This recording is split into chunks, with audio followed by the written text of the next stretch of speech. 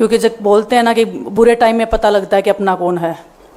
जब हम रोड पे घसीटे जा रहे थे तो छोड़ के बीजेपी को देश में जितनी भी पार्टियां हैं वो हमारे साथ में थी, हमारे दर्द को समझ पा रही थी, हमारे आंसुओं को समझ पा रही थी।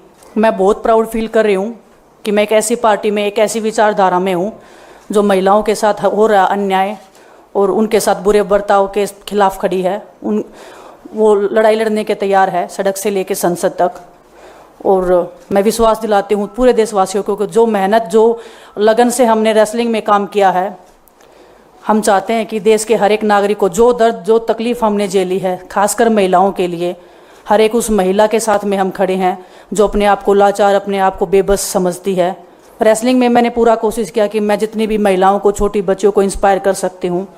मैं चाहती तो मैं जंतर मंतर पे रेसलिंग छोड़ सकती थी और सभी लोग भी मान रहे थे, पूरा देश इस चीज़ पर विश्वास कर रहा था, क्योंकि बीजेपी आईटी सेल ने उस चीज़ को साबित करने की कोशिश की थी कि हम चले हुए कारतूस हैं, हम ख़त्म हो गए हैं, हम पॉलिटिक्स कर रहे हैं। उन्होंने बोला मैं नेशनल नहीं खेलना चाहती, मैंने नेशनल चैम्पियनशिप खेला।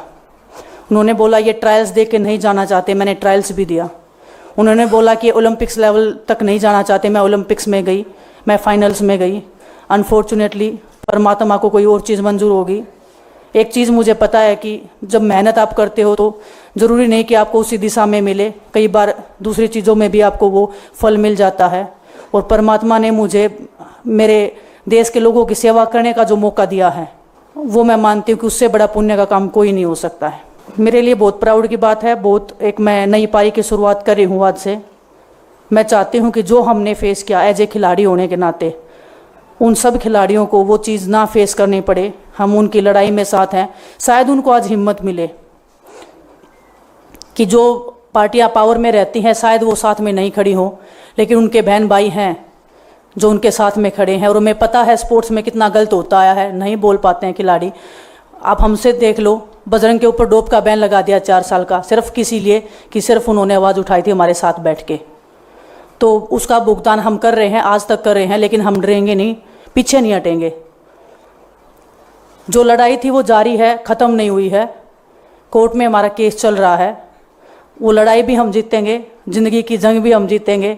खेल में जैसे हमने कभी हार नहीं मानी है, तो हम इस नए प्लेटफॉर्म पे जो आ रहे हैं, देश की सेवा का भाव, और सिर्फ बोलने तक सीमित नहीं रहेगा। ये हम दिल से हमने खेल किया है और दिल से हम ये काम करेंगे, जी जान से मेहनत करेंगे, अपने लोगों के बीच में रहेंगे। जो भी हम अपने लोगों का भला कर सकते हैं, चाहे कितना ही % हमारे हाथ में होगा, वो हम करने की कोशिश करेंगे।